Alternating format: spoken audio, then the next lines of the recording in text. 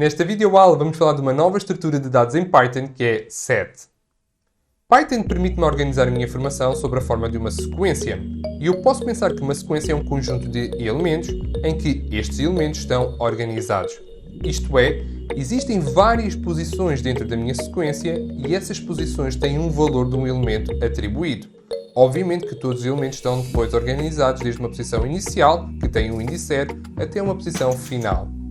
Sabemos ainda que o valor do elemento pode estar presente apenas uma vez ou então pode aparecer várias vezes, ou seja, pode estar repetido na própria sequência. Exemplos de sequências são, por exemplo, listas e tuplas. Mas pode haver situações em Python em que eu vou olhar para os meus dados e os meus dados são conjuntos de elementos em que não há repetição, ou seja, os elementos só aparecem uma vez e são únicos nesse conjunto. Tem ainda também a situação em que esses conjuntos de elementos, os elementos que estão dentro desse conjunto, não estão relacionados entre si, ou seja, não têm posições. Não existe o primeiro elemento e não existe o elemento final. Todos os elementos existem dentro do conjunto e não estão organizados por posição. Esta estrutura de dados em Python, em que eu tenho um conjunto de elementos não repetidos, ou seja, únicos, em que não estão organizados, é uma estrutura de dados muito específica chamada de set. E set traduzido para português quer dizer conjunto. Por isso, vamos falar nesta videoaula de como podemos definir sets em Python e a principal utilização de sets em Python é para realizar operações no domínio da matemática, como uniões e junções de conjuntos matemáticos e assim desenvolver mais capacidades de algoritmos em Python a partir deste videocurso. Vamos então avançar com a definição do nosso primeiro set em Python. Vamos então definir o nosso primeiro set em Python. E para esta videoaula já tenho aqui algum código preparado, uma variável dados onde vamos definir o nosso set, vamos ver os elementos de dados e vamos ver também o tipo da variável dados na nossa consola, ou seja, na nossa tela. E para definir um set em Python, eu vou utilizar chavetas. Ou seja, eu vou utilizar este símbolo de abertura, que é uma chave de abertura, uma chaveta de abertura, e vou utilizar o símbolo chaveta, ou seja, o símbolo chave, também para fechar o meu set. E dentro das minhas chavetas, ou seja, dentro das minhas chaves, eu vou passar os meus elementos de interesse. E neste caso, para esta videoaula, os elementos de interesse são os seguintes. Uma string, que é Ana, um valor inteiro, que é 35, um boolean true e um float, que é 297.5. Ou seja, na linha 3, recapitulando, eu estou a definir uma variável que tem o nome de dados e essa variável é um set com os elementos Ana, 35, true, 297,5. Vamos correr agora o nosso código e vemos então os elementos que nós temos definidos na nossa variável dados e vemos também que dados é do tipo set. E como nós dissemos anteriormente na introdução desta videoaula, set é um conjunto de elementos, mas estes elementos são únicos, ou seja, não se repetem. Por exemplo, se eu voltar a colocar o valor de 35 ou até mesmo o valor de Ana e vou colocar Ana duas vezes, eu vou continuar apenas a ver os elementos que são representados pelo menos uma vez. Por outras palavras, apesar de 35 estar representado duas vezes, na minha representação da minha consola, a variável dados apenas vai ter um elemento 35 apenas uma vez. E apesar de Ana estar representada 3 vezes na linha 3 do nosso código, quando eu for construir a variável dados que sendo do tipo set, Ana vai apenas aparecer uma vez. Porquê? Porque set é um conjunto de elementos e esses elementos têm de ser únicos, ou seja, basta aparecerem uma vez. Vamos correr o nosso código. E vemos então o que eu disse. Temos Ana, 35, e apesar de Ana aparecer 3 vezes no nosso código, eu estou a construir a minha variável dados, ela vai apenas aparecer uma vez. E obviamente que eu tenho 35, e apesar de 35 estar a aparecer 3 vezes na nossa consola, quando eu estiver a definir a minha variável dados, a construir a minha variável dados na linha 3, então 35 vai apenas aparecer uma vez, porque dados é do tipo set. Vamos aqui a uma pequena nota que é importante.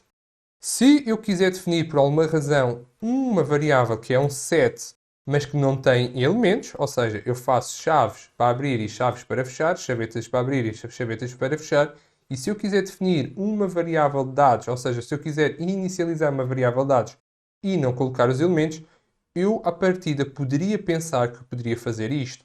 Mas a verdade é que a utilização das chavetas e de chaves, como vamos ver no nosso videocurso, também é utilizado para definir outro tipo de estruturas de dados que são dicionários. Por isso, quando eu estou a utilizar chavetas sem nada lá dentro, então vou ver que o tipo da variável dados não vai ser uma variável do tipo set, mas sim uma variável do tipo dict, que quer dizer dicionário. Vamos escolher o nosso código. E aqui vemos que dados não têm elementos, representa as minhas chavetas de abertura e de fecho, e verifico que a classe que é o tipo desta variável já não é um set, mas um dict, que é uma estrutura de dados que é dicionário, que vamos ver mais à frente no nosso curso. Por isso, se eu, por alguma razão, eu quiser definir a variável dados como sendo uma variável do tipo set, mas sem elementos, ou seja, um set vazio, o que eu posso definir é chamar a função set, abre parênteses e fecha parênteses. E quando eu estou a utilizar esta função, eu estou a construir uma variável do tipo set que vai ser gravada na variável com o nome de dados, e essa variável não vai ter elementos porque eu não estou a passar nenhum elemento dentro da minha função set. E agora, correndo o nosso código, verificamos que tem agora a nossa variável que é set, abre parênteses e fecha parênteses, porque ela foi construída através da função set, mas que, apesar de tudo, é uma variável do tipo set como desejado.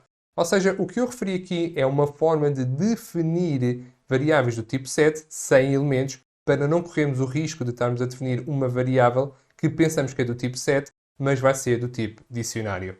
Em Python, quando introduzimos pela primeira vez uma variável do tipo set, nós referimos que set é uma estrutura de dados que representa um conjunto de elementos não estruturados.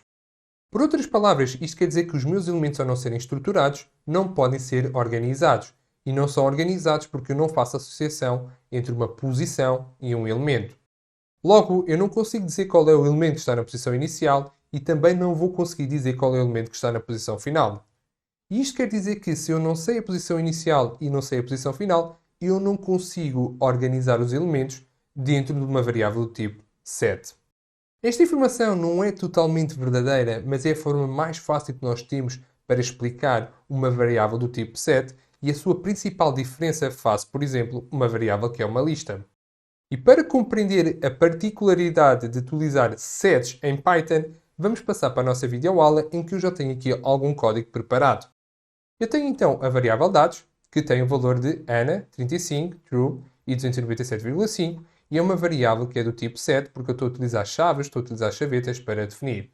E vou pedir print dados e também vou pedir print, o tipo da minha variável dados, e vamos ver esta informação na consola.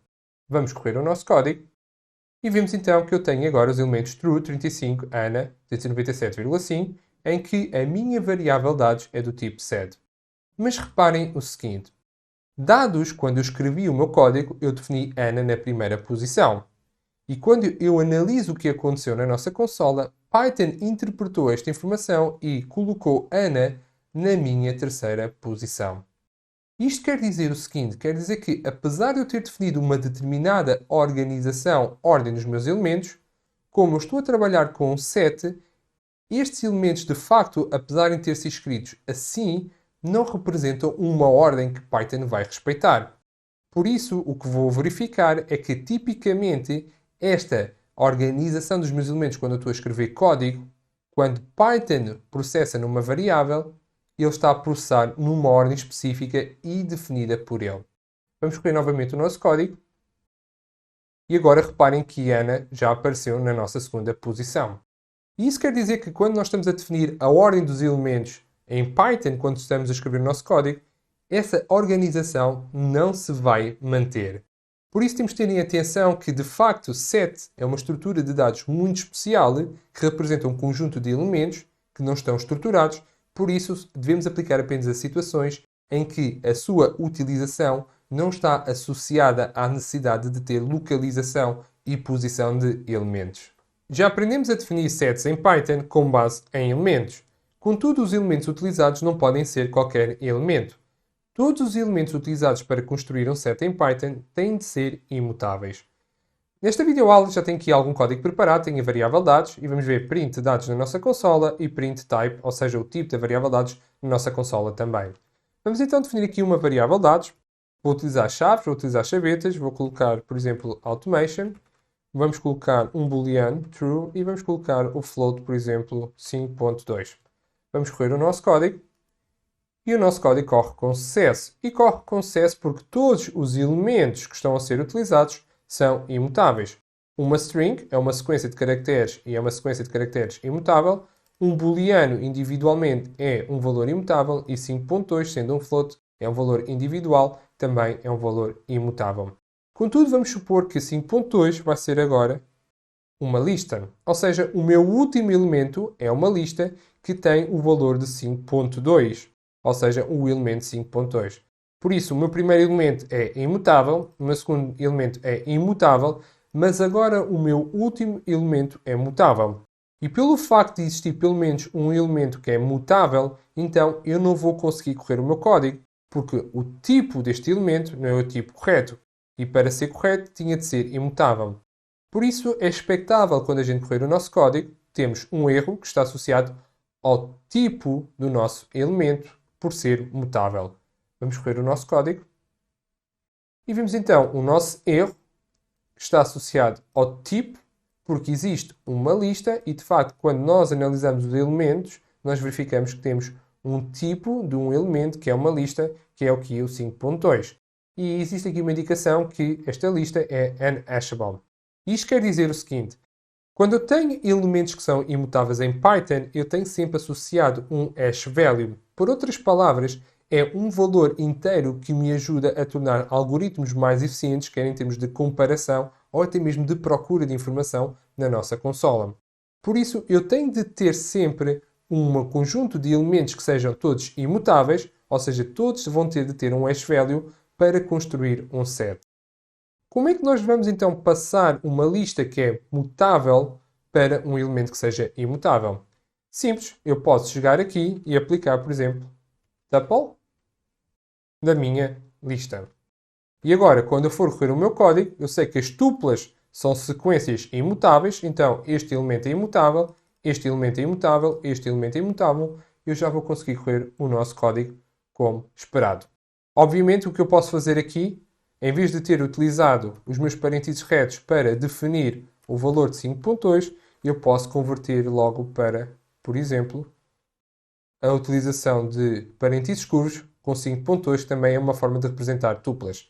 Vamos correr o nosso código e verificamos agora então a nossa tupla aqui representada também. Concluímos assim a nossa introdução sobre sets em Python. Na próxima videoaula vamos então ver como é que podemos operar e quais são os métodos que podemos aplicar a sets e avançar no nosso videocurso. Até já!